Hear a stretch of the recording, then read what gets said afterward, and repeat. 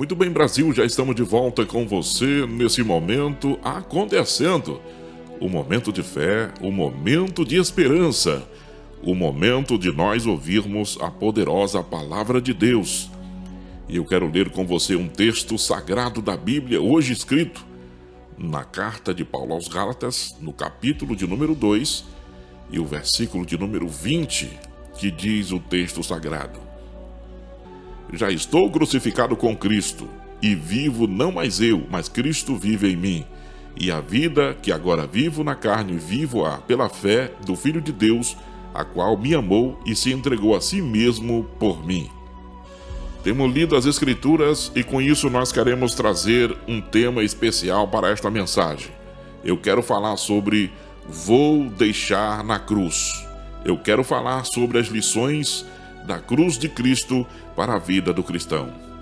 Não há mais nada emocionante do que contemplar a cruz e o sacrifício que nela foi consumado para a redenção da humanidade.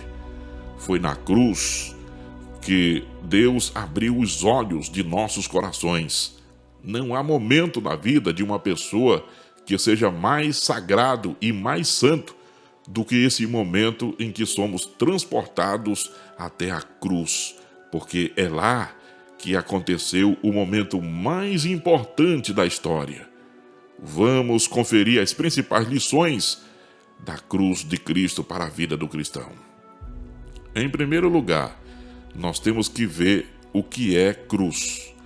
A palavra grega para cruz é autalpok, que significa apropriadamente uma estaca, um poste reto. Instrumento de suplício usado pelos assírios, persas, fenícios, egípcios e gregos e romanos. Era formada por duas peças de madeira. Ainda na história, nós vamos ver que esse instrumento de tortura era usado para a execução dos criminosos, formado de dois touros transversais onde se pregavam as vítimas. Na religião propriamente dito, o significado de cruz, ele aponta para a paixão e morte do nosso Senhor Jesus.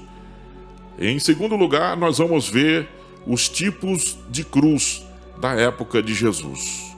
Primeiro, cruz de Santo André, ela era no formato de X. É símbolo da humanidade e do sofrimento. Recebe esse nome por causa de Santo André, que implorou aos seus algozes para não ser crucificado como seu senhor por considerar-se indigno. Acredita-se que o santo foi martirizado em uma cruz dessa forma, no formato de X.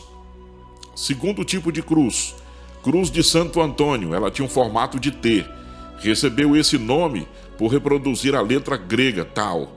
É considerada por muitos como a cruz da profecia e do Antigo Testamento.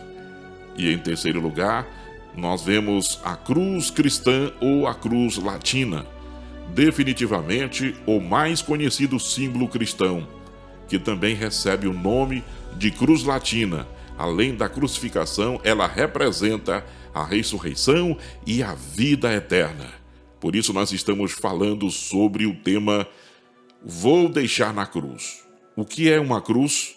Tipos de cruz da época de Jesus e, em terceiro lugar, a cruz representa a libertação de todo o jugo do pecado. Então, a cruz ela tem essa representação da libertação de todo o jugo, de todos os pecados que o homem carrega. Abre-nos a porta da comunhão e da reconciliação com Deus através do perfeito sacrifício de Cristo. Da cruz brotam sofrimento e amor, descem, flui até nós. Jesus foi crucificado por volta das 9 horas da manhã e permaneceu na cruz até as 3 horas da tarde, sendo que por meio-dia, às 3 horas, houve trevas sobre a face da terra. Jesus falou 7 vezes durante essas 6 horas terríveis e assustadoras. As palavras de Jesus foram: Pai, perdoa-lhes. A segunda palavra: hoje estarás comigo no paraíso. A terceira: mulher, eis aí o teu filho. 4: por que me desamparaste? 5: tenho sede. 6: está consumado. E a palavra de número 7 que Jesus falou na cruz foi: Pai, nas tuas mãos entrego o meu espírito, em Lucas 23, versículo 46. É importante lembrar que não foram os milagres que Jesus realizou que nos salvaram e que nos salvam, mas sim a sua morte na cruz. Foi o seu sacrifício na cruz. Então eu quero falar em quarto lugar, toda pessoa que busca a Deus precisa passar pela cruz. A cruz é um símbolo central e importante do cristianismo. Envergonhar-se dela é envergonhar-se do próprio Evangelho. Na cruz, Jesus suportou sofrimentos físicos terríveis. Seu semblante ficou desfigurado. Lá em Isaías 53, verso 2, a Bíblia relata esse fato. Não havia beleza nele, nem aparência, nem formosura. Sofreu torturas cruéis. A Bíblia diz que ele foi ferido. Em quinto lugar, ferimentos de acordo com a definição de um cirurgião podem ser classificados por suas características. Nós vamos ver então. Contusão, uma ferida causada por um instrumento grosso e cego, era resultado de um golpe com vara. Segundo, laceração, ferimento produzido por um instrumento que rasga, sendo resultado dos açoites que tinham se tornado uma fina arte entre os romanos. O chicote romano era uma tira de couro com várias extremidades, cada uma com uma ponteira de metal. O corpo de Jesus foi todo lacerado, rasgado. Em terceiro lugar, penetração, ferimento profundo causado por um instrumento pontiagudo, em Jesus causado pela coroa de espinhos na cabeça do mestre. Perfuração, do latim passar atrás de. As mãos e os pés de Jesus foram traspassados. Os cravos eram cravados entre os ossos para não os quebrar. E número 5, incisão. Corte produzido por um instrumento pontiagudo e cortante. A Bíblia relata que o próprio universo entrou em convulsão. A Bíblia diz que houve trevas. O sol cobriu o seu rosto de vergonha. Houve terremotos, os túmulos se abriram. Este episódio da crucificação nos deixa 3 importantes lições espirituais e cruciantes para nossas vidas. Vamos ver a número 1. A cruz mostra a necessidade de irmos até o fim. Jesus sabia de tudo que estava reservado para ele. Sabia que era necessário sofrer e morrer em favor dos nossos pecados. Mesmo diante de tanto sofrimento, Cristo foi até o fim. Mesmo quando Pedro não queria que ele morresse e até se dispôs a ir em seu lugar.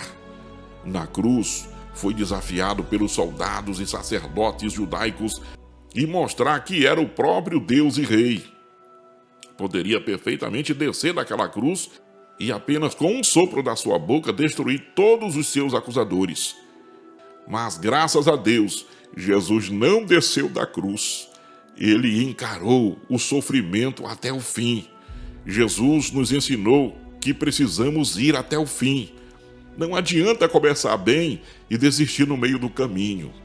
Quantos cristãos estão ficando pelo meio do caminho? Por isso eu quero dizer da segunda lição espiritual que nós temos na cruz de Cristo. A cruz ensina a lição do envolvimento. No meio do caminho, da via dolorosa, os soldados romanos obrigaram um homem chamado Simão a ajudar Jesus a carregar a cruz.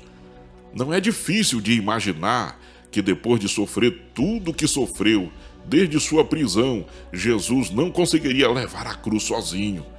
Simão deve ter ido a Jerusalém para celebrar as festas.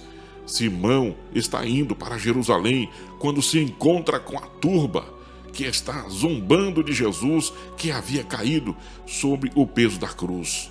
Simão conhece Jesus.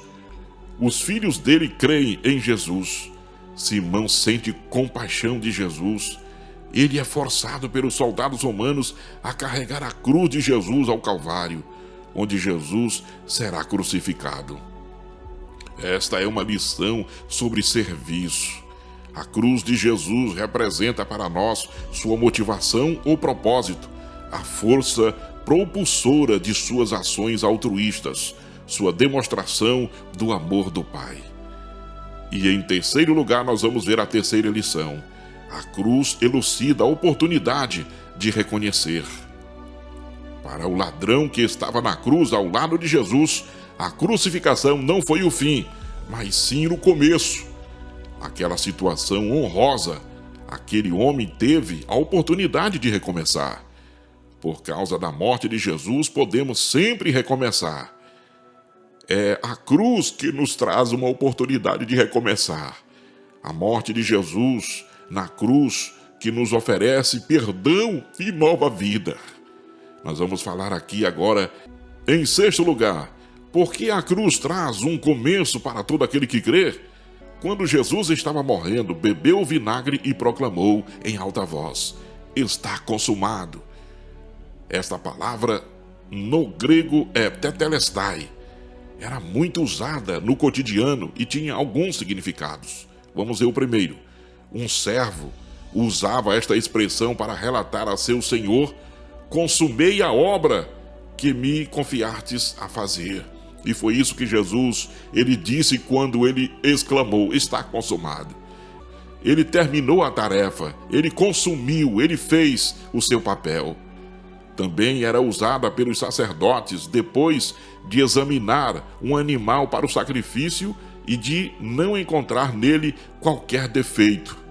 Quando o artista que contemplava uma pintura ou um escritor que terminava um manuscrito também dizia: está consumado.